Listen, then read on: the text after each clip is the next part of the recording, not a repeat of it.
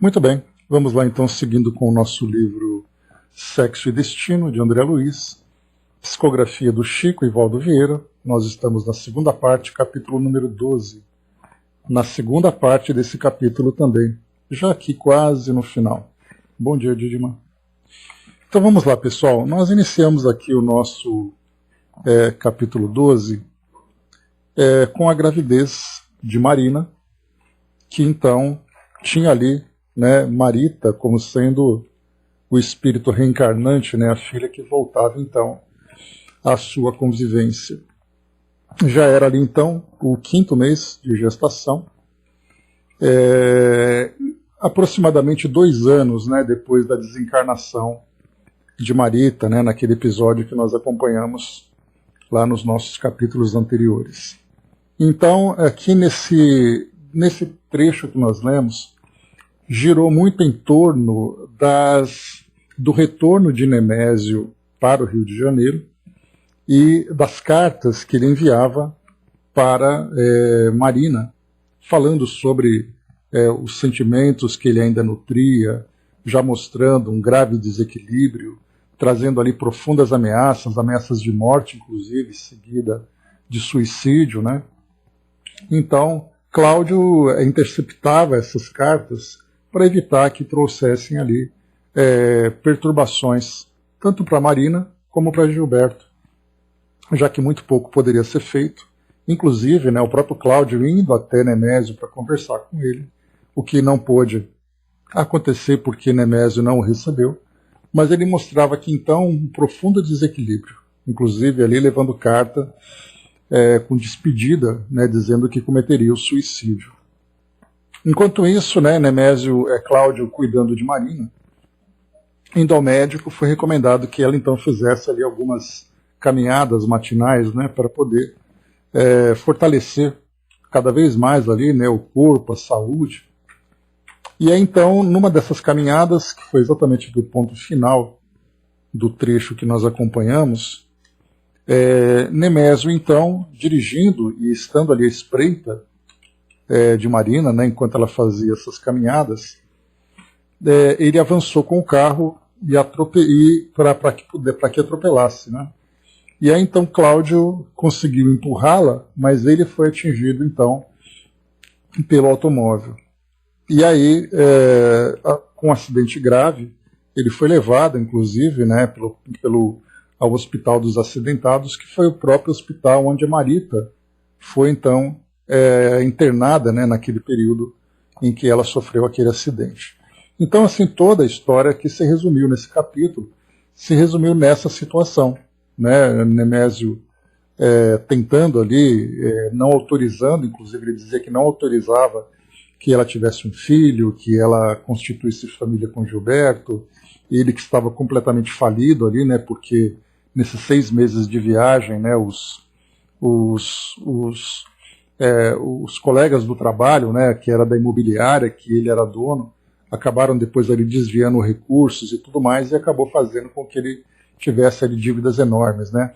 Dona Márcia, que tinha ido com ele, percebendo a condição financeira que já não era mais interessante para ela, ela acabou se afastando e se aproximando, né, da amiga Selma, com quem desejava, né, montar aquele restaurante, aquela pensão, naqueles projetos todos que elas faziam.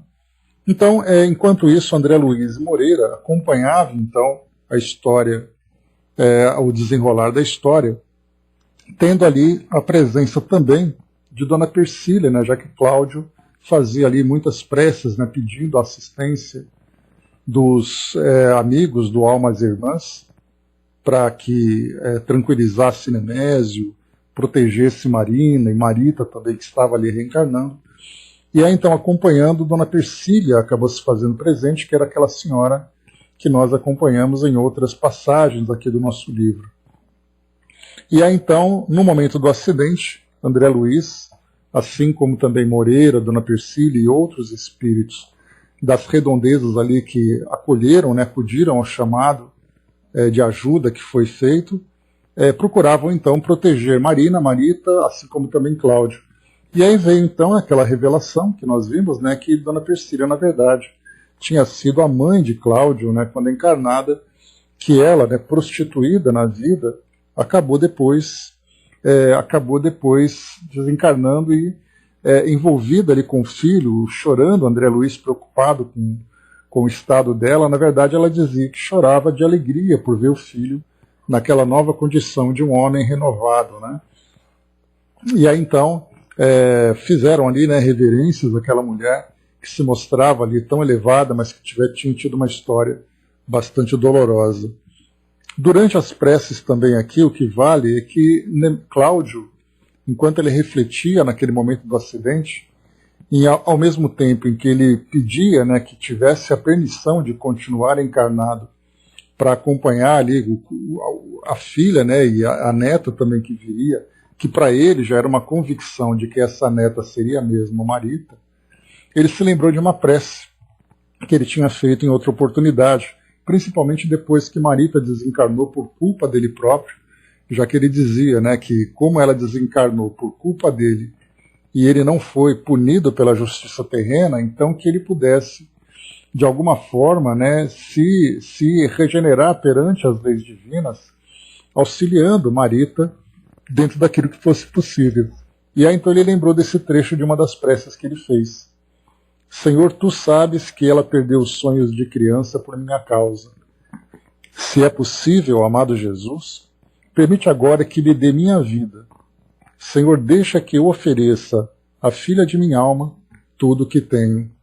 E aqui então, exatamente nessa situação em que o acidente aconteceria, ele então se colocou à frente do carro, né, e tirando a filha junto com a própria neta, né, reencarnando, e ele então literalmente colocou a vida dele, trocou a vida dele pela vida delas. Né? Então foi nesse trecho que nós paramos. Vamos então aqui seguir com o nosso estudo. E aqui então, só para a gente poder recuperar esse trechinho, dentro do carro, enquanto Nogueira pensava em Marita, isso é ambulância, né? Ao viajar num carro igual àquele, nas mesmas circunstâncias, Persília, que o aconchegava de encontro ao colo, se desfazia em pranto copioso. Concluindo, porém, que Moreira e eu nos desassossegávamos ao vê-la assim, aquela criatura comumente silenciosa falou submissa. Irmãos, perdoai-me a comoção excessiva. Cláudio é meu filho. Não choro de dor ao ver-lhe o corpo caído, mas sim de alegria por abraçar-lhe o espírito levantado.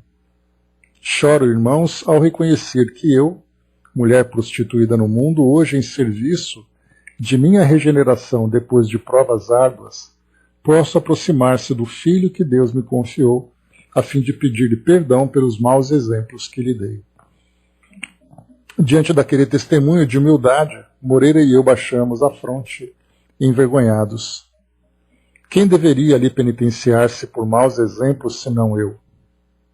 Que não teria padecido aquela corajosa mulher, cujos laços de parentesco terrestre com Nogueira eu desconhecia até então, para expressar-se assim? E que martírios amargara na terra e depois da desencarnação, para senhorares a serenidade com que se acusava a ela, que eu aprendera a venerar como sendo minha própria mãe, em 2 anos de trabalho constante, invariavelmente interessada em compreender e servir. Não podia auscultar os sentimentos de Moreira. A emotividade sufocava-me. Sei apenas que ele e eu, num movimento instintivo, de respeitosa afeição, inclinamos as cabeças ao mesmo tempo sobre a destra maternal que afagava o ferido, ausculando-lhe com reverência. Osculando-a com reverência. Mais alguns minutos de expectativa e dávamos entrada no estabelecimento que nos era familiar. O médico, que se responsabilizara de mais perto, pela assistência de Marita a pedido de Nogueira, foi chamado pelo fio. Atendeu sem delonga. Expedia uma mensagem para o irmão Félix. Entretanto, não acabávamos a transmissão e o benfeitor, com a naturalidade de quem já sabia de tudo, surgiu rente a nós. Informou que chegara ao Rio minutos antes, mas não desconhecendo que Nemésio se mantinha relegado ao próprio infortúnio, decidira-se a examiná-lo de imediato para considerar que espécie de socorro seria capaz de receber. De minha parte, quis perguntar se Torres pai enlouquecera. Entretanto, o olhar do instrutor naquela hora não encorajava indagações. Ativou-se-nos o trabalho socorrista em colaboração com a medicina terrestre. Apesar disso, Félix inteirou-nos de que Nogueira se achava prestes a desligar-se do corpo. Nenhuma providência humana conseguiria sustar a hemorragia interna em efusão crescente. O médico dedicado improvisara medidas de salvação que redundavam infrutíferas. Nogueira esmorecia. Diligenciava mentalizar a figura de Marita, reconhecer lugares, mas a cabeça não se aprumava. Aguçou-se-lhe a atenção para o desequilíbrio e, inteligente, sondou o ânimo do facultativo, perguntando-lhe se julgava oportuno algum chamamento aos filhos. O interpelado concordou e, pelo olhar profundo que lhe dirigiu, adivinhou que o fim da atividade orgânica se aproximava. Rememorou as noites de vigília nas quais se agasalhava no apoio de Agostinho e Salomão. A gente lembra, né? Salomão, que era ali o farmacêutico, e o senhor Agostinho, que era um espírita já bastante experiente. Os dois vieram, então, em socorro a Marita naquela condição em que ela se apresentava na pré-desencarnação dela, né? Reportou-se de leve a isso. Agostinho demandara um mundo espiritual semanas antes, mas, se possível, estimaria abraçar o amigo de Copacabana. Então, aqui também o senhor Agostinho, já desencarnado. Bom dia, Chaconati. O médico entendeu e comunicou-se com Gilberto e Salomão pelo fio. Viessem com urgência. Sensibilizando-nos, Cláudio, em prece, rogava forças. Desejava apelar para o genro e para a filha, invocar-lhes a benevolência para Márcia e Nemésio. Félix redobrou esforços para assustar o fluxo hemorrágico, ainda que por minutos, e, colaborando intensamente com o médico, obteve o que procurava. Ferido, ganhou inesperada melhora. Raciocinava com firmeza, conseguia comandar-se. Lúcido viu quando Gilberto e Marina entraram compungidos. Daí a momentos verificou a chegada de Salomão. Declarou-se realimado e alegre, cunhando as palavras com a serenidade possível. Olhou de maneira acariciante para a filha ansiosa e avisou, com um sorriso forçado, que talvez fosse compelido a efetuar grande viagem para tratamento mais amplo. Marina compreendeu a significação do gracejo e caiu em choro. O genitor, no entanto, advertiu-a com doçura. Onde a fé que cultivavam? Como não confiar em Deus, que renova o sol a cada manhã, para que a vida permaneça triunfante? Tencionava falar-lhes de assunto sério. Manejaram-se-lhe os olhos de pranto, e com inflexão de súplica rogou-lhes bondade e entendimento para Nemésio e Márcia. Desconhecia o paradeiro de um e outro. Contudo, quando a oportunidade aparecesse, que o lar do Flamengo se mantivesse repleto de carinho para eles, tanto quanto fora farto de amor para ele, Cláudio, que se aproveitava do momento para agradecer-lhes a abnegação incessante. Confessou que Márcia era excelente companheira, que ele tão somente devia ser culpado pela separação. Acentuou que não detinha qualquer motivo para mal-querer Nemésio, que o considerava um irmão, pessoa da família, com credenciais para ser acatado e compreendido em qualquer circunstância. Entre mentes passou a respirar com dificuldade. Mas meu sogro, tartamudeou Gilberto, sopitando as lágrimas, como quer o senhor largar-nos assim? Ajuntando o punho ao tórax, como para conter-se, aditou, e seu neto? O agonizante esboçou uma expressão quase risonha e ponderou, minha neta, né, porque eles lembram que eles ficavam discutindo, né, se ia ser menino ou menina, e aí então um perguntou, né, e meu neto? Ele coloca, minha neta.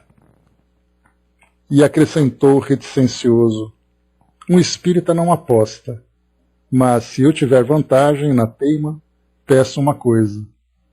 Peço para que a menina tenha o nome de Marita. Prometam. Agravaram-se-lhe a palidez e o cansaço.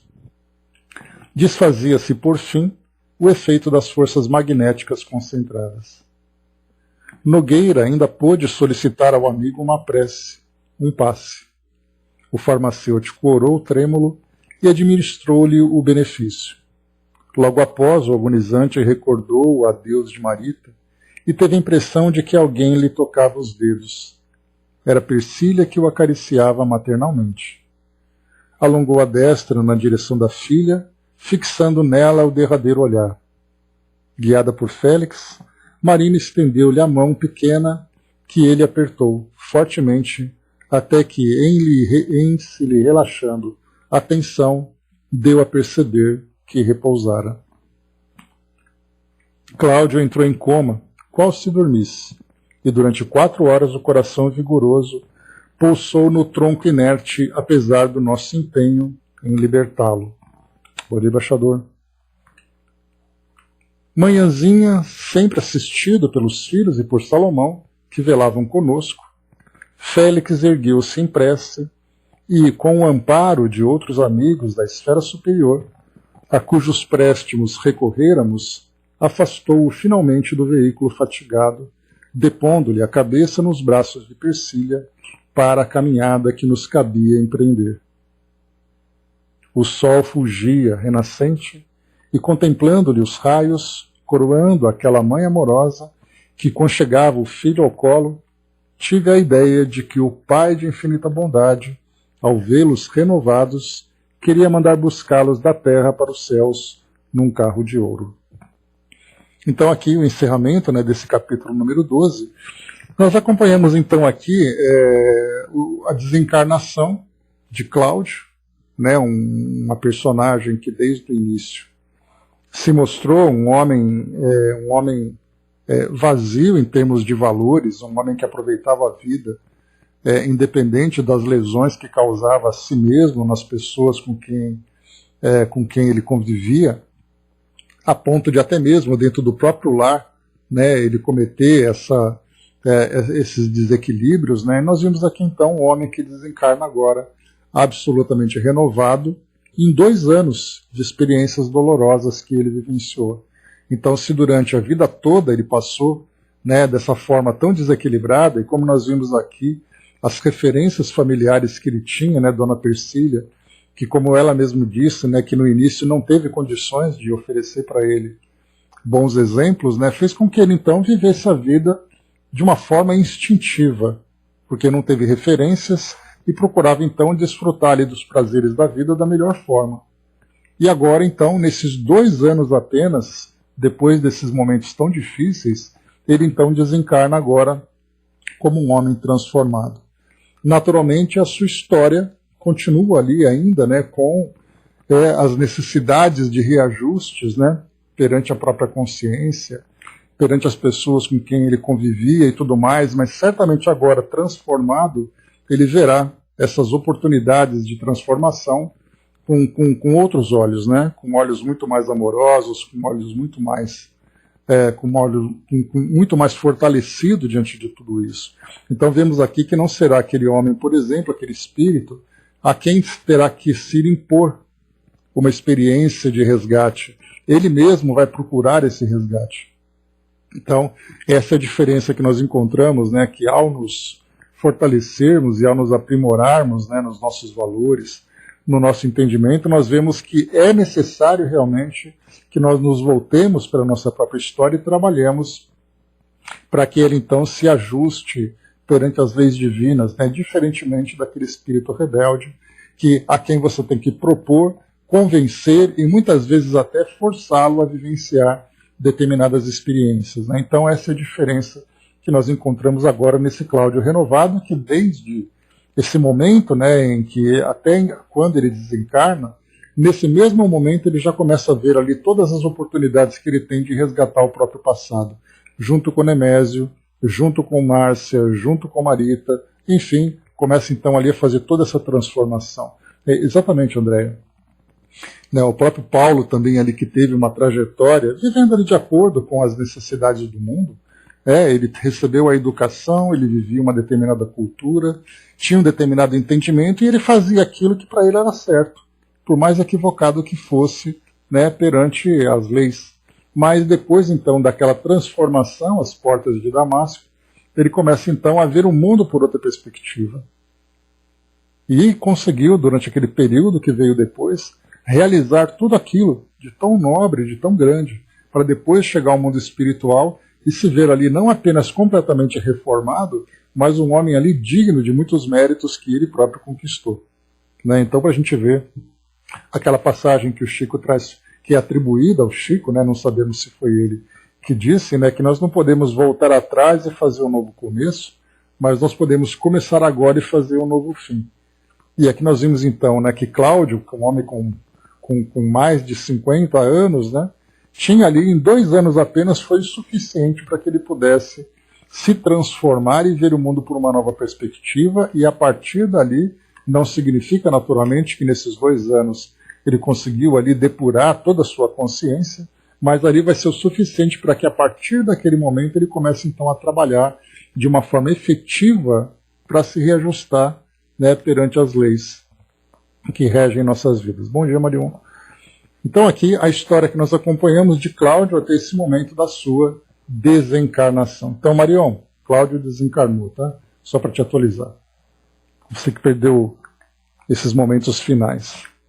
Capítulo 13, vamos lá. Agora vamos sair então do mundo físico e vamos então para o mundo espiritual. E nós vamos lembrar Nemésio, então, que foi esse homicida completamente transtornado e certamente também ali assediado por muitos espíritos, né, que contribuíam e que agravavam a sua condição. Vimos então Dona Márcia, que agora procurava ali construir a sua vida dentro do mundo que ela própria criou, com as companhias espirituais e tudo mais. E vimos ali Gilberto e Marina, né, 2 jovens ali agora iniciando essa vida comum, se mostrando ali bastante renovados também e bastante fortalecidos, né, por esses novos valores que Cláudio conseguiu semear nos seus corações. Então esse é o cenário que nós deixamos no mundo físico e vamos agora para o mundo espiritual. Capítulo número 13, portanto. Recolhido à organização assistencial vinculada aos nossos serviços nas adjacências do rio, Nogueira desencarnado refazia-se. Félix, que não sossegou enquanto não lhe admitiu o reequilíbrio perfeito, nulo entregou aos cuidados sem retornar a vê-lo. Desperto agora, Cláudio nos recebia as manifestações de amizade e apreço, vexado, confundido. Momento a momento acusava-se, denotando excessivo apego a complexos de culpa. Entregamos todos os meios justos para dissuadi-lo.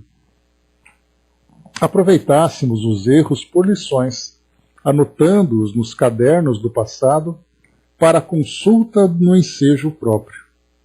A gente vai lembrar daquela mensagem de Joana de Ângeles, né, quando ela dizia assim que a gente tem que utilizar, né, os erros do passado como degraus de ascensão, né, e não como âncoras que vão ali nos prendendo, nos afundando, né? Então, faz parte da nossa trajetória essa reconstrução. Então, que o passado fique para nós como lições, como aprendizado, né? Mas nunca nos esqueçamos de que eles fizeram parte do nosso crescimento. Então, os erros e os acertos fazem parte do nosso despertamento.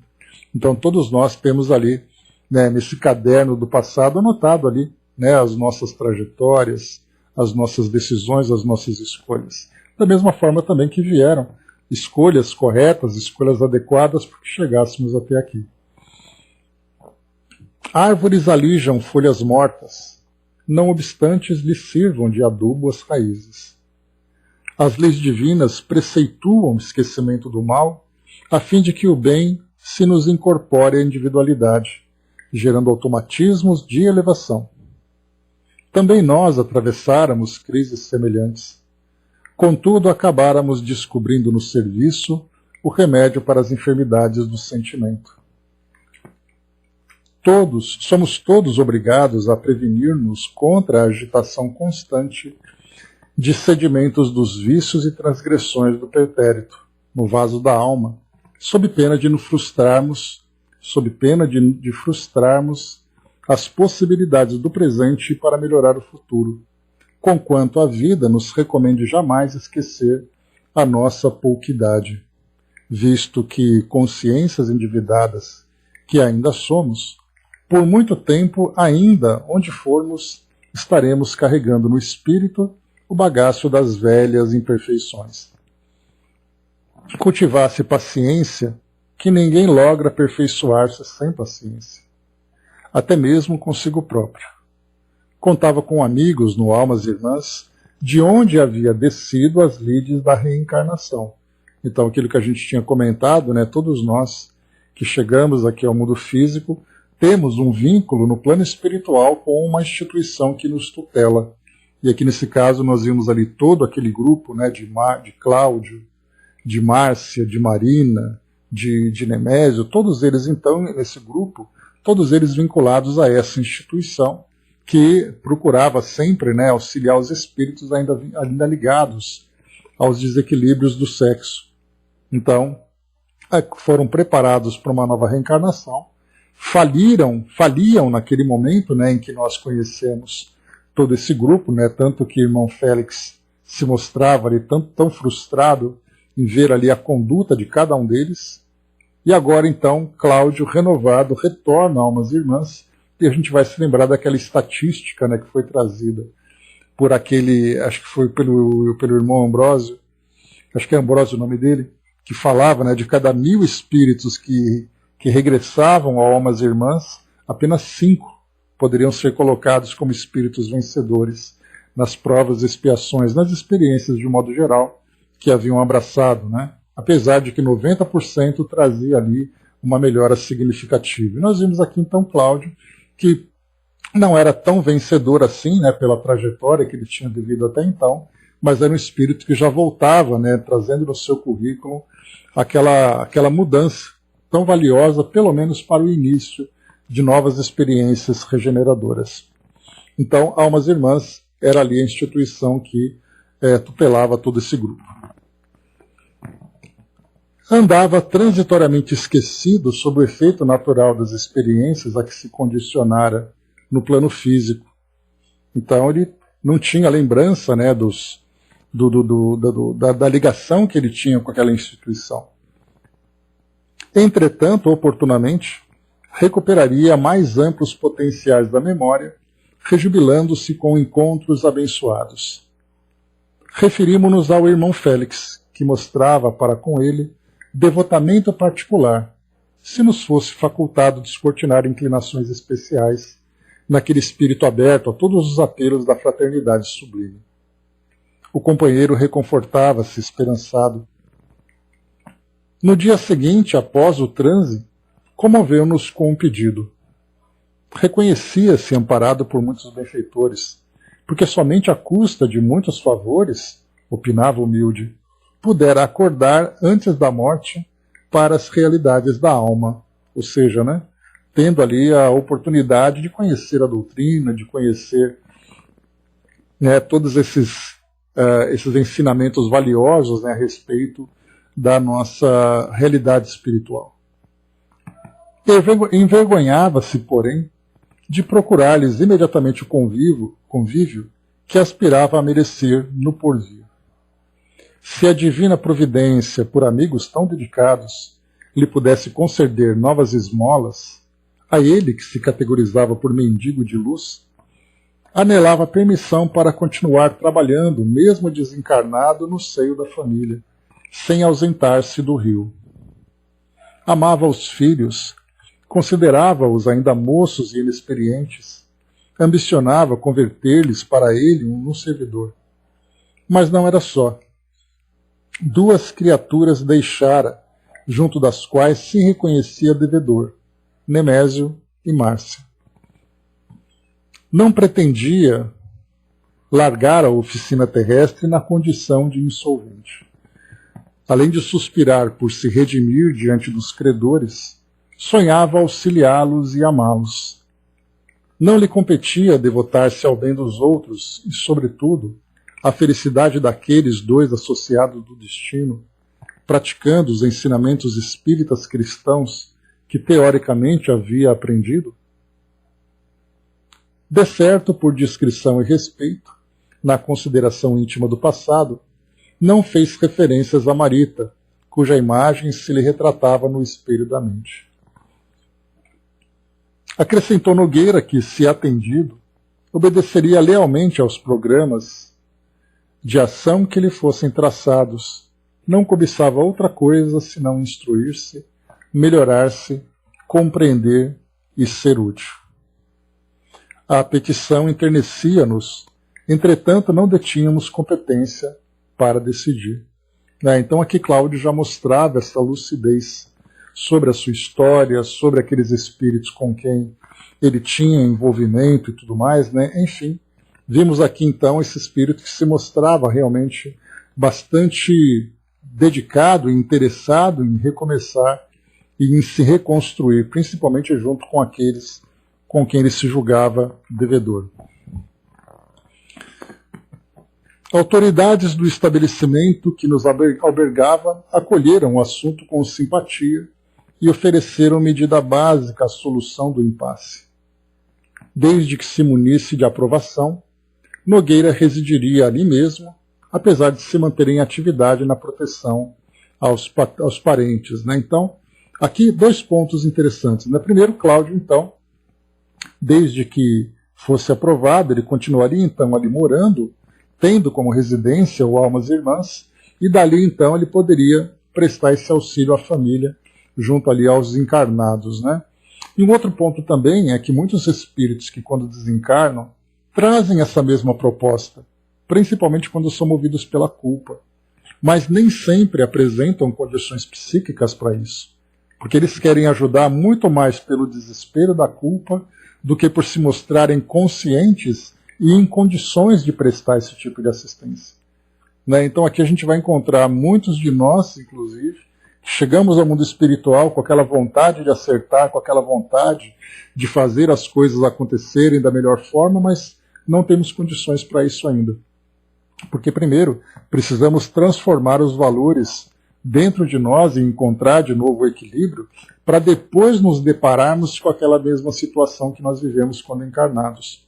Muitos daqueles que se precipitam nesse objetivo de querer ajudar sem ter condições acabam até agravando, se tornando aqueles espíritos que não se tornam obsessores, mas cuja influência acaba sendo bastante negativa, porque eles não têm condições para isso. Então, em vez deles se juntarem aos grupos familiares, aos grupos das pessoas com quem eles conviviam aqui durante a encarnação, eles então ajudassem, na verdade, ele se envolveria cada vez mais, prejudicando e agravando aquilo que eles vivenciaram. Nós vimos o nosso querido companheiro Neves, que também se mostrava nessa mesma condição lá no começo do livro, que foi com quem André Luiz teve o primeiro contato com esse grupo. Neves, então, ele estava acompanhando ali a desencarnação de Beatriz, mas no momento em que ele começava a ver o que acontecia com o genro, o que acontecia com a filha, o que acontecia com o neto, nós percebemos ali então que ele acabou se deixando levar pelos impulsos, e pelas paixões ali, e acabou depois ali quase que trazendo um prejuízo. Então por isso nós vamos ver aqui que nem todo espírito, apesar de que Neves conseguiu ali depois ser direcionado para o auxílio a Dona Beatriz, se afastando de toda a trama que acontecia com os outros indivíduos ali do grupo, mas se ele continuasse acompanhando um e outro, ele agravaria muito mais essa situação. Tanto que Dona Persília acabou depois ali intervindo, para que ele, então, não complicasse mais aquela situação. Então, se ele que tinha essa permissão, que tinha essa condição, se deixou levar por esses impulsos, imaginemos aqueles indivíduos sem nenhum tipo de preparo ou condição, que acaba depois, por esse motivo da culpa, por esse motivo do apego, acaba então se aproximando e agravando mais ainda a situação. Então aqui quando nós vemos, né, uma petição dessa, como o Cláudio faz, pedindo para continuar junto do grupo para prestar esse auxílio, tudo isso é avaliado. Primeiro assim, o que ele deseja fazer? Por que ele deseja fazer? Quais são as condições que ele apresenta para isso? Qual a solução esperada? Então tudo isso acaba sendo analisado nesse planejamento, para que o espírito então tenha essa permissão para se aproximar de um grupo de encarnados para prestar algum tipo de auxílio. Vamos lá. André Luiz viveu isso, né? Nós acompanhamos em nosso lar, quando ele quis então voltar ali para a residência dele, e nesse retorno ele trouxe primeiro aquele desequilíbrio, né, que ele sofreu, vendo ali que a esposa já tinha ali então contraído um segundo casamento, que os filhos já tinham mudado ali o seu modo de pensar, né, e já não tinha mais a mesma saudade. Mas depois então André Luiz volta para nosso lar, passa por aquele processo novo, depois ele volta lá para a família, e aí ele encontra, né, até mesmo ali o segundo esposo da sua então esposa, quase desencarnando ali por problemas de saúde, e ele se torna ali um grande servidor, mostrando realmente que ele já vê a família agora não como uma posse, mas como um grupo de irmãos, né, a quem ele pode ajudar da melhor forma. Então até mesmo ele passou por isso também. E vimos também Memórias de um Suicida, a gente nunca pode esquecer dessa passagem, né? Espíritos que se precipitam na aproximação, na tentativa daquela ajuda, sem nenhum tipo de condição, acaba agravando muito mais. Com efeito, no dia imediato, regressou com o requerimento referendado. Permitia-se a Cláudio período de 10 anos de serviço ao pé dos familiares antes de se elevar aos círculos imediatos da espiritualidade para julgamento da existência transcorrida, reservando-se à Casa da Providência o direito de corrigir a concessão, fosse dilatando o tempo, se o interessado demonstrasse aplicação ao cumprimento das promessas que formulava, ou cassando a licença na hipótese de se revelar indigno dela. Então a gente viu aqui que não é uma concessão absoluta, né? Então ele acaba sendo ali observado, acompanhado, vendo ali como é que vai o seu desempenho, até porque, né, mais uma vez, né, partindo dessa boa vontade, né, a boa vontade nem sempre é o suficiente para que a gente realize ali um determinado tipo de trabalho. É necessário muito mais do que isso, né? A boa vontade, a capacidade, competência, objetivos, enfim, tantos e tantos outros atributos. Amar pelos dois, bom dia. O requerente satisfeito exultou. Estimulado pelo apoio que recebia, rogou colaboração para voltar ao Flamengo. Sentia-se fraco, vacilante, pássaro implume, ansiando despencar-se do ninho. Mesmo assim, queria sair de si mesmo, trabalhar. Né? Aqui ele teve uma trajetória diferente de André Luiz, né? Porque Cláudio, assim que ele retorna ao plano físico, ele traz uma série de pendências, né, gravadas na sua consciência, que precisa de trabalhos imediatos, né, dentro da sua interpretação. Já a história de André Luiz, a gente não teve a oportunidade de conhecer muito, né? Quais eram as ligações dele com o mundo físico? O que nós acompanhamos foi quando ele desencarnou, foi ele com a própria consciência diante das escolhas que fez. De ter ali, né, se precipitado, de ter vivido os prazeres do mundo, de ter ali antecipado a sua desencarnação, sendo tratado inclusive como um suicídio inconsciente, né? Que mais uma vez é uma expressão que eu não gosto muito, mas assim o livro se referia a ele, né? Então, quando ele era tratado como suicida, a gente viu que todo aquele período de reequilíbrio que ele estava vivendo dizia respeito a ele com ele mesmo. Já que Cláudio é diferente, ele desencarna como um homem transformado, mas trazendo na consciência essas pendências relacionadas com outras pessoas. Então nós vamos encontrando aqui uma série de situações, de perfis diferentes, de culpas, de desejo de se autopunir, enfim, cada um ali apresentando uma situação diferente. E nesse caso aqui, então, Cláudio, logo de imediato, já queria, então, se aproximar, porque ele realmente se mostrava consciente da necessidade de ajuste com aquele grupo. Por isso, então, o trabalho seria para ele ali a melhor terapia. Mas certamente ele seria observado de perto para que pudesse fazer um trabalho produtivo. Ajuntaram-se providências. Moreira, que se mantinha com funções definidas ao lado de Marina, auxiliá-lo-ia. Então ali Marina, né? Então, agora interessante, Cláudio, olha que legal. Cláudio, que era o encarnado, Moreira, que era o seu vampiro, né? O seu vampirizador. O Moreira se transformou, Cláudio se transformou, e agora então os dois juntos, como desencarnados, vão então auxiliar Marina, lá agora como encarnada, né? Então bem interessante as voltas que a vida dá. Admirei sem palavras o mecanismo de amor da bondade divina. Aquele que lhe fora assessor no desequilíbrio, ser-lhe-ia, e muito compreensivelmente, o arrimo nas tarefas do reajuste.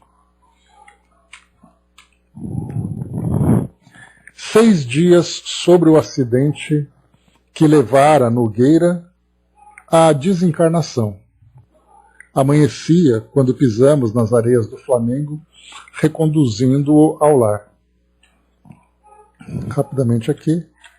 Dudu colocou, né? Eu acho que o suicida que premedita a sua morte, sim, esse é o suicida. Agora, suicídio inconsciente, não vejo isso como uma morte premeditada. Minha opinião, eu também concordo, Dudu. Também vejo dessa forma. Por isso que eu sempre coloco para vocês, né, que é muito importante que a gente tenha cuidado com as palavras. Porque a palavra suicida, dentro dessa visão, né, que André Luiz apresentou para nós, e como outras interpretações também, acaba fazendo com que o suicídio tenha seja visto por diversos ângulos, né? E quando a gente usa essa palavra de um modo objetivo, o suicida é aquele que deseja intencionalmente destruir a própria vida, a própria existência. Então esse é o suicida. André Luiz não tinha esse objetivo. Então essa ideia de suicídio inconsciente e tudo mais acaba trazendo para nós uma certa confusão, mas a gente entende o sentido com que foi apresentado, né? Então, por isso eu prefiro colocar aquele espírito que foi negligente, aquele espírito que foi inconsequente, qualquer outro tipo de termo, né, que tem ali uma objetividade nas escolhas que ele fez. Agora, o suicida, como foi Camilo Cândido Botelho, esse sim foi realmente um suicida, né? O Braço colocou, né, sempre revertem os papéis em troca de sexo ao reencarnar, né, às vezes por ignorância, né? Isso também acontece, né, Braço? São experiências diversas que cada espírito ali vai vivenciando. 6 dias sobre o acidente que levara Nogueira à desencarnação. Amanhecia quando pisamos nas areias do Flamengo, reconduzindo-o ao lar. Certificamo-nos de que o amigo se reiniciava confiante. De propósito, atravessamos com ele a pista de asfalto no sítio em que tombara. No entanto, não fez o mínimo apontamento com relação ao desastre. Apoiando-se em Persília, junto de mim, penetrou em casa, acolhido por Moreira, que nos precedera, cauteloso. Demandou o aposento em que se instalara, observando que os filhos conservaram-no intacto. Sentou-se no leito a refletir. O despertador anunciou às 6 horas, quando Marina se ergueu. Isolou-se no banheiro por instantes, preparou-se e, antes de se entender com Dona Justa sobre o lanche matinal do marido, penetrou no recinto em que nos achávamos e, em pensamento, dirigiu-se a Jesus, rogando-lhe abençoasse o genitor desencarnado onde estivesse. Enlevados, ouvimo-la palavra a palavra no clima dos pensamentos harmônicos em que nos endereçávamos, conquanto a jovem senhora exorasse o amparo do Senhor em silêncio. Levantou-se Cláudio, abeirou-se dela. Ao tocá-la, fremente de júbilo, percebeu que a filha trazia no corpo e na alma a doce presença de Marita na cintura. Deu um passo à retaguarda, parecendo-nos receoso. Temia conspurcar a excelsitude do quadro sublime que o defrontava. Figurou-se-lhe Marina uma planta luminosa modelada na carne, encerrando uma flor quase a desabrochar. A ideia de Cláudio relampeou na oração. Suplicava a Deus não lhe permitisse alçar caprichos acima de obrigações. Em seguida, reaproximou-se dela, abraçou-a brandamente e apelou. Minha filha, que é feito de Nemésio? Procuremos Nemésio, é preciso ampará-lo, ampará-lo. A moça expectante não assinalou a advertência com os sentidos físicos, mas sem que pudesse explicar a si mesma a razão disso, rememorou a solicitação paterna de última hora. Nemésio, sim, concluiu mentalmente. Ela e o esposo tinham recebido notícias ao telefone, principalmente da parte de Olímpia. O médico da família procurara Gilberto no banco. As informações eram alarmantes. Entretanto, hesitavam. Ela, sobretudo, angustiava-se ao imaginar-se num reencontro. Comentava-se, porém, que o sogro jazia enfermo, em estado grave. Rearticulou na memória a rogativa de Cláudio, ao partir, e decidiu-se em espírito. Olvidaria o passado, esqueceria o passado, e ajudaria o doente no que lhe fosse possível. Inclinaria Gilberto à reconciliação. Não adiariam por mais tempo a visita. E aqui nós vamos encontrar Nemésio, aquele homem que se apresentava muito desequilibrado, e vamos ver como é que vai ser a reação dele com relação ao filho, com quem ele teve aquele atrito todo, e com Marina, que foi ali, né, o objeto do seu desequilíbrio, né, na visão dele. Os compromissos caseiros, no entanto, povoaram-lhe a mente e afastou-se, conservando, todavia, na forma de intenção consolidada, o pedido que Nogueira lhe insuflara. Ao café, sugeriu ao esposo as primeiras medidas atinentes ao caso. Cláudio, que observava atento, entrou direto em serviço. Alimentou as disposições favoráveis do casal. Que não recuassem, atendessem. Nemésio era também pai. Marina propunha, Gilberto ponderava. Por fim, o marido concordou. Telefonaria do banco sondando o médico. Se a doença fosse mesmo grave, embora os constrangimentos da companheira, na gravidez avançada, tomaria um táxi à noite para vê-lo. Deixando Persília, Cláudio e Moreira entregues à atividade, busquei a vivenda dos Torres no encalço de Nemésio, que eu não mais vira desde o trágico instante do carro em disparada. Entrei. Silêncio vazio nas peças principais. Espantado, procurei-lhe o quarto espaçoso em que lhe conhecera a esposa doente. Junto dele, hemiplégico e afásico, no leito, apenas Amaro, o fiel amigo espiritual que velara por Dona Beatriz. Então, aquele quarto onde a Dona Beatriz passou ali, né, os últimos tempos, né, antes da desencarnação dela, e Amaro era aquele enfermeiro que estava junto dela naquela época e agora se mantém junto de Nemésio. Mobilizei compreensão e resistência para não sensibilizar-me em demasia, prejudicando ao invés de auxiliar. Perplexo, ouvi do enfermeiro o resumo da tragédia em que se envolvera aquele homem, dantes tão bajulado e tão rico. Cedendo à paixão que lhe empolgava os sentidos, e excitado pelos obsessores que o abandonaram, tão logo lhe viram o corpo arruinado e inútil, Torres pai se decidira a exterminar Marina e suicidar-se em seguida. Ao praticar o crime, porém, verificou que atropelara a Nogueira e não a filha, entrando em desespero, e esse desespero lhe cresceu tanto no espírito que o corpo doente não resistira. Sobreviera o derrame. Ele, Amaro, avisado por amigos, fora encontrá-lo semi-paralítico e sem fala, no automóvel parado longe do local em que se desenrolara o delito.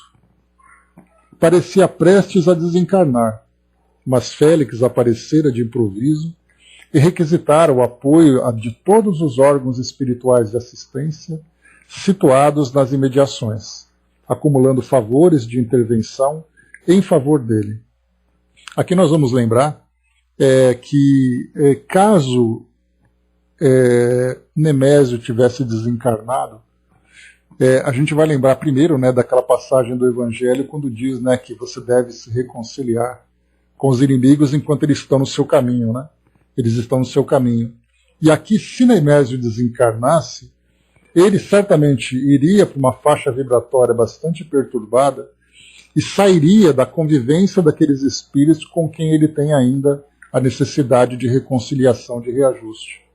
Então, essa providência tomada aqui por irmão Félix, para mantê-lo como encarnado ainda, é exatamente aquele período em que ele, nessa condição limitada, poderia ali então ter novamente a presença tanto do filho como da nora, para que ele pudesse então se reajustar. Mais uma vez, se ele desencarnasse, eles se desencontrariam e sabe-se lá quanto tempo demoraria para que eles voltassem à mesma convivência.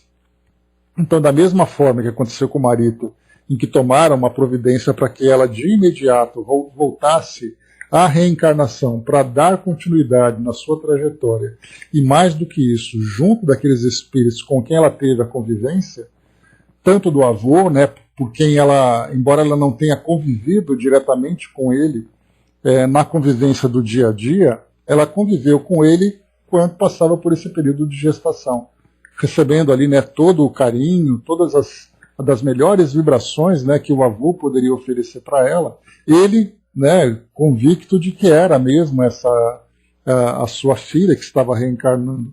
Então, naquele pequeno momento que eles estiveram juntos, foi suficiente para que ela fosse amparada por ele. Agora, no caso aqui de Nemésio, pelo grau de desequilíbrio dele, e daquilo que a gente faz nas leituras, né, dos depoimentos do plano espiritual, dos espíritos que desencarnam em condições assim parecidas, quanto tempo eles demorariam para se reencontrar? Né, a gente lembra, nós lemos, qual foi o livro que nós vimos, me esqueci agora o anterior a esse, mas que mostrava ali um daqueles dirigentes daqueles postos de socorro, que estava ali quase 400 anos esperando o momento de se reconciliar com espíritos do passado. Então a gente vê assim, como é importante esse trabalho dos espíritos para manter então esse espírito encarnado para reencontrar com aqueles que foram os seus desafetos. Orara suplicando aos poderes divinos que não lhe permitissem a saída do plano físico, sem aproveitar o benefício da enfermidade no veículo carnal, que se desarranjara sem probabilidades de conserto.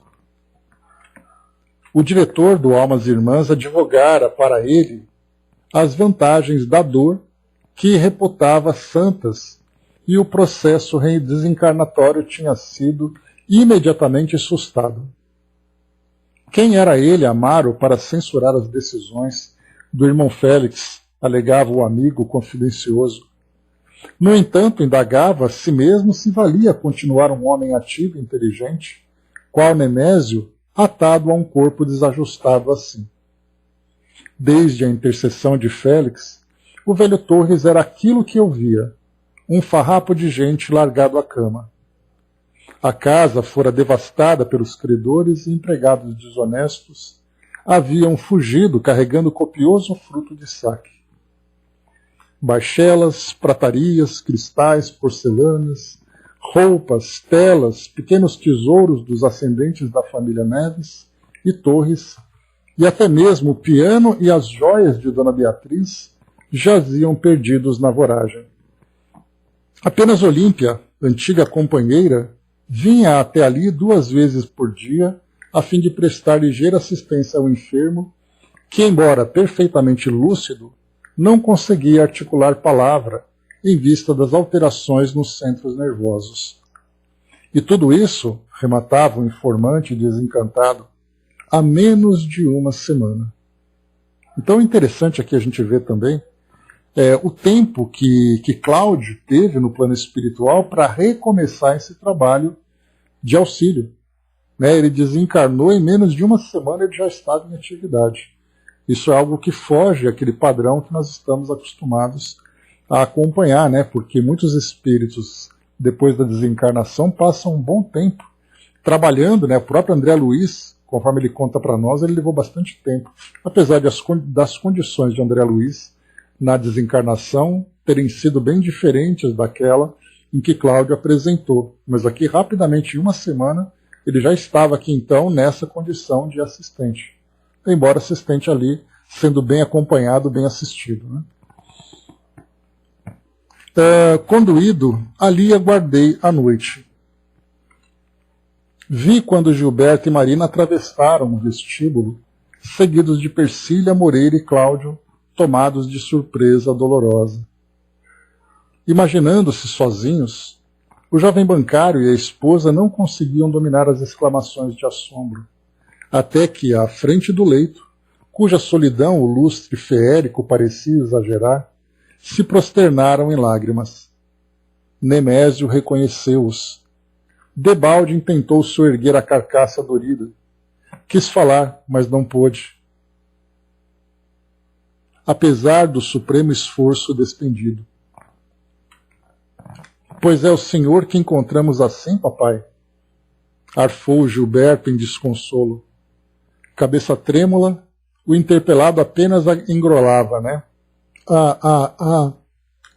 Nós, porém, que lhe registrávamos os pensamentos, notamos comovidos que ele, reacomodado ao equilíbrio próprio, implorava aos filhos benevolência, compaixão.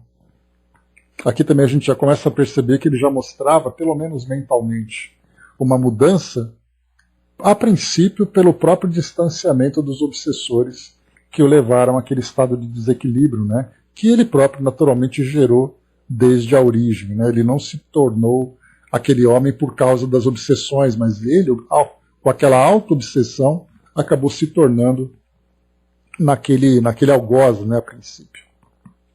Contemplou a nora pelo véu de pranto e lastimou na linguagem inarticulada do cérebro. Marina, Marina, sou um infeliz. Perdão pelo amor de Deus. Perdão pelas cartas afrontosas.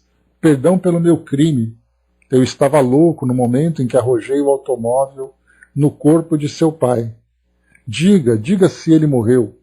Perdão, perdão. A boca franzida, no entanto, somente repetia. Para os dois circunstantes, a terrível confissão paterna era simplesmente longa série de interjeições sem sentidos. Vimos então que Nogueira avançara realmente para o bem que se comprometera a dignificar. Somente naquela hora vinha a saber quem fora o autor do atentado que lhe impusera a morte. Então, naquele momento, né, o carro, quando foi jogado para cima deles, não se sabia quem era. Longe, porém, de pedir-nos orientações ou conselhos, recordou instintivamente outra noite além daquela em que perdera a existência. A noite na pensão de Crecina, cujas sombras lhe haviam acobertado os ultrajes à filha, compelindo-a ao desastre fatal. Viu Marina ajoelhada e obedecendo aos ditames da própria alma, caiu genuflexo, abraçando-se a ela, e qual se ocupasse o íntimo da jovem senhora, atenazada de sofrimento moral, fê-la buscar a destra de Nemésio para beijá-la com a reverência que os filhos devem aos pais. Né? Então Cláudio aqui foi tomado então por esse sentimento, né, até de piedade, né, induzida por Cláudio também. Antes de continuarmos aqui, chega para nós, muito obrigado pela participação. Veremos aqui então a história de um amigo que traz para nós aqui o seu depoimento. Diz assim: enroscada em pensamentos, eu só imaginava o que seria aquilo. As voltas com minhas relações pessoais, as brigas e desentendimentos com a vida, nada aquilo faria eu me sentir melhor que ontem, pois o dia passava tão rápido e eu nada daquilo aproveitava. Tudo era nada, tudo para mim era morto, sem nexo. E assim minha mente, tentando fugir daquilo tudo, só crescia de forma a eu me sentir pior, depressivo, doente, sem a mente e a dor de estar vivo em tudo aquilo. Só sobrou a última opção, me desfazer de tudo e assim acabar com o meu sofrimento. Pois nada mais era tudo, pois aquilo tudo era um nada. E assim, perdido nas piores situações que envolvem um ser que perdeu a noção de tudo. Para que viver aqui, se eu poderia viver em outro lugar? E foi feito. Não preciso dizer como foi, mas foi. E agora, guardando fechado em minhas memórias, eu vejo que tudo foi uma tortura e que nada veio a melhorar a minha situação como eu queria. Trancado, triste, sofrido e escolhido para nada fazer aqui também como queria lá, eu apodreço em pensamentos piores do que há na vida na terra. Então, o que faço agora? Se em vida eu não queria aquilo, em morte está pior do que antes. Será que tenho alguma ajuda? Eu preciso de ajuda. Estou cansado, derrotado, o corpo que não obedece a nada que eu queria de melhor. As feras, os gritos, a lama suja que me envolve, só traz mais angústias a esse morto que daqui não sai e nem sabe o que faz e o que quer mais. Ajuda, por favor. Só preciso da ajuda do Senhor. Então aqui um depoimento de um irmão que traz para nós a sua experiência tão dolorosa, depois de ter desencarnado nessa condição, mostra para nós exatamente as condições tão difíceis daqueles que retornam ao plano espiritual, e muitas vezes distantes do pensamento em Deus, do pensamento em Jesus, que é exatamente esse pensamento que vai fazer com que nós nos fortaleçamos e nos reergamos. Porque a queda para nós é fácil, mas o reerguimento é sempre muito difícil. Mas ele começa exatamente por essa disposição de querer ajuda, de buscar ajuda. E aqui mesmo ele mostra para nós essa vontade de receber realmente essa assistência. Pois é, Brás. Muito bem. Avançando para nós aqui.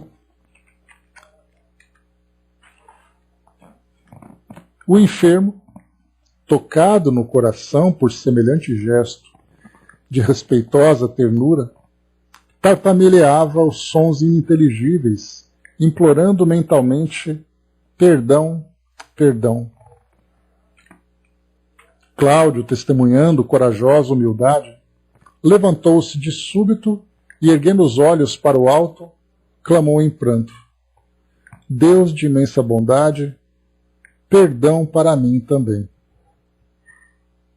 Naquela mesma noite, uma ambulância atendia a hospitalização de Nemésio, que após alguns dias de tratamento, sempre custodiado pelos filhos, subia em cadeira de rodas no prédio do Flamengo, onde passou a habitar, mudo e inerme, sob os desvelos da nora e incessantemente amparado por Nogueira, no aposento que pertencera àquele que perseguia por rival e que se erigia agora por denodado guardião.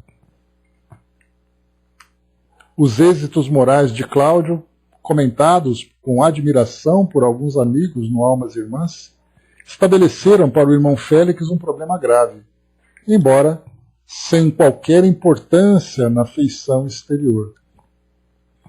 Dona Beatriz, ciente de que o genitor de Marina, já desencarnado, obtivera licença para se demorar ao pé dos familiares em missão de auxílio, queria também, pelo menos, rever o esposo e o filho. Cientificara-se de maneira superficial quanto aos acontecimentos desagradáveis em que se envolviam os entes queridos.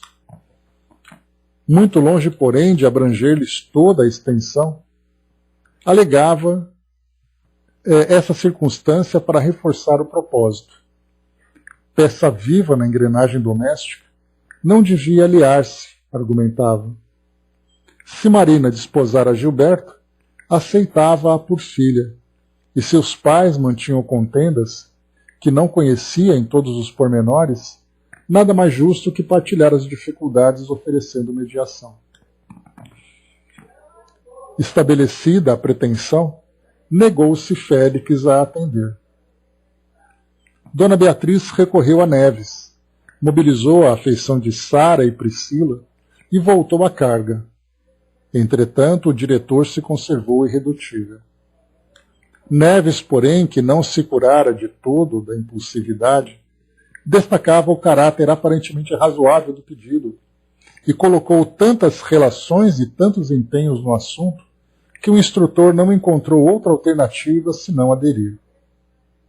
Conquanto preocupado, determinou providências para que se efetuasse a excursão. Instado a prestigiar Dona Beatriz com a sua presença, escusou-se delicado, conferindo àquele que lhe fora genitor ampla liberdade de ação e tempo. Ou seja, deu-lhe então a Nemésio a liberdade de auxiliar tanto quanto possível nessa intenção de Dona Beatriz em ajudar a família. Porém, a dúvida que surge para nós é exatamente: será que ela vai ter condições de manter esse equilíbrio, mesmo depois de saber dos pormenores daquilo que envolveu toda a família? Particularmente, todavia, recomendou que me fizesse companhia aos dois viajantes, pai e filha, que eu cooperasse com Neves na solução de qualquer emergência. Pressentia obstáculos, receava riscos. Dona Beatriz, entusiasmada na contemplação do rio, embora soubesse que Nemésio passara a residir com o filho, não apenas ansiava por abraçá-lo, como também suspirava reavistar a antiga moradia. Que sorver o perfume da felicidade que tivera, exclamava contente. E o pai, satisfeito, incentivava-lhe todos os programas. Acompanhando a dupla, não me permitia opor embargos. Demandei o Flamengo ouvindo a senhora Torres e admirando as reservas de sensibilidade e meiguice que lhe vibravam na alma de escola. Exteriorizava o júbilo de ave recém-liberta. Entretanto, logo após recebidos por Moreira e Cláudio, ao divisar o marido desfigurado na postura dos paralíticos, empalideceu, debruçando-se na cadeira de rodas que o albergava. Enleou-se a ele, que não lhe assinalava as carícias, a crivá-lo de perguntas lastimosas. Por que mudara tanto em 2 anos apenas? Que lhe acontecera para se relegar a semelhante ruína física? Que fizera? Por quê? Para quê? Por quê? Escutando tão somente o ruído de Marina e Dona Justa nas atividades rotineiras, experimentava-se Nemésio tocado de profundas reminiscências. Não conseguia explicar a si mesmo a razão das ideias que lhe borbulhavam na cabeça, mas pensava em Beatriz. Reconstituía-lhe a imagem no imo do ser. A esposa, refletia o doente, em cujo espírito a fazia requintar a vida interior. Se os mortos pudessem amparar os vivos, segundo a crença de tantos, certamente que a velha companheira se compadeceria dele, estendendo-lhes as mãos. Rememorava-lhe a compreensão silenciosa, a dignidade irrepreensível, a bondade, a tolerância. Ignorando que respondia mecanicamente às inquirições da esposa, amarrotada de angústia, ali colada a ele, revisou todos os acontecimentos posteriores à desencarnação dela, como que a lhe prestar severas contas. Gilberto, Marina, Márcia e Cláudio eram os protagonistas principais daquelas cenas que a memória perfeitamente lúcida lhe traçava nos painéis relampegueantes de aura, exibindo para a companheira e para nós outros, qual num filme pujante, a verdade toda até o instante que se precipitara no crime. Se Beatriz estivesse no mundo, concluíra, estaria isento de aflições e tentações. Junto dela teria recolhido defesa, orientação. Profundas saudades lhe acicatavam a alma. Recompunha na imaginação os sonhos da juventude, o casamento, os projetos de ventura, concentrados em Gilberto pequenino.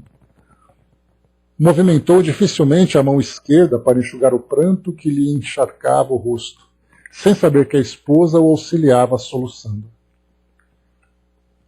Neves, apreensivo, tentou soerguer a filha que se estirara no pavimento, à maneira de mãe torturada, incapaz de alijar do peito um filho semimorto.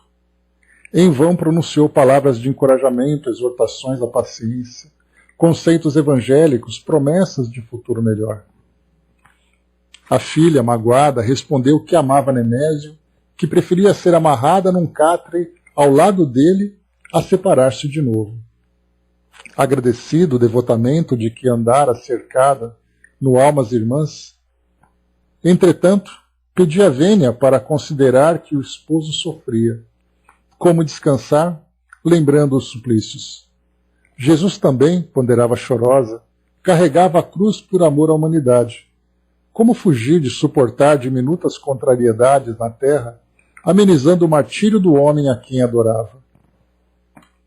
A doutrina cristã ensinara-lhe que Deus é um pai compassivo, e um pai compassivo não aprovaria ingratidão e abandono.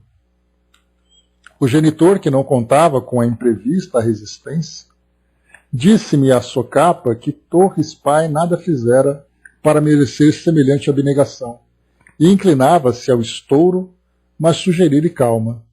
Censuras agravariam a situação sem proveito. E interferi. Então a gente dá uma parada por aqui, mas a gente vê então que Dona Beatriz insistia nessa vontade de auxiliar os entes queridos encarnados. Neves foi incumbido de dar suporte para a filha que vinha prestar esse auxílio, mesmo que, conforme o irmão Félix previu, ela não apresentasse ainda a maturidade para poder vir a essa tarefa. E aqui agora a gente vê exatamente isso. No momento em que ela se aproxima do então esposo, do ex-marido, ela começa a mostrar todo aquele sentimento de afeto que tinha por ele, mas ao mesmo tempo se envolvia de uma forma desequilibrada afetivamente. Por outro lado, Neves, que tinha aquele sentimento de revolta junto a Nemésio, pelo que ele viu antes dela desencarnar, na relação que ele mantinha com Marina, já começou também aqui a mostrar esse sentimento negativo. Então, quer dizer, os dois que vieram para prestar esse auxílio acabaram exatamente sendo ali tragados pelas emoções na relação com Nemésio. Ou seja, os dois que vieram para ajudar são os dois que estão começando exatamente a causar esse problema por não se mostrarem ainda suficientemente fortes para esse tipo de envolvimento. Isso porque a Dona Beatriz, mesmo vendo ali aquele quadro que se mostrava, pode não ter tido ali clareza suficiente para poder fazer uma leitura correta, porque ela estava ali tão envolvida emocionalmente com Nemésio, que não foi capaz de ver ali a realidade. Então nós vimos ali que ambos, ela, por exemplo, decidia, se fosse possível, abrir mão do local onde ela vivia para ficar ali acorrentada do lado do marido. E por outro lado, Nemésio se mostrava revoltado com essa postura dela. Toda aquela proposta de assistência que foi montada acabou exatamente passando por esse desequilíbrio. Mas como os espíritos que os acompanhavam permitiam, se não estavam preparados? Foi o que a gente vê exatamente naquele petitório todo que foi feito, e naquela insistência toda, o irmão Félix acabou cedendo. Da mesma forma que nós lemos, André, no Memórias de um Suicida, quando Jerônimo, que tanto insistiu para estar junto da família, que tinha entrado naquela derrocada toda, por causa da atitude dele do suicídio, permitiu para que ele chegasse até lá e visse, e vivenciasse naquela condição a realidade. Então, tem ali motivos que eles decidiram, mesmo nesse caso. Nós tivemos, inclusive, no livro O Céu e o Inferno, um espírito que tinha cometido um assalto e depois assassinado aquelas vítimas, que foi o latrocínio. E aí então, quando ele reencarnou, quando ele desencarnou, e Kardec fez a entrevista com ele, foi perguntado a São Luís por que esse espírito então tão primitivo ainda reencarnou numa sociedade civilizada, E aí então foi esclarecido exatamente isso, que ele fez esse pedido e foi concedido, mesmo que houvesse o risco dele então se desequilibrar, que foi o que aconteceu. Então ali na verdade eles fazem análises de circunstâncias que nós não tivemos acesso, para poder fazer aqui a escolha. Mas o que a gente viu era exatamente isso, Por isso que o irmão Félix resistia tanto, né, na liberação de Beatriz para prestar esse auxílio, né? Então, André Luiz aqui então interfere nesse momento em que os dois se apresentam aqui, de certa forma, desequilibrados, né, diante da presença de Nemésio, junto com Nemésio, e vamos ver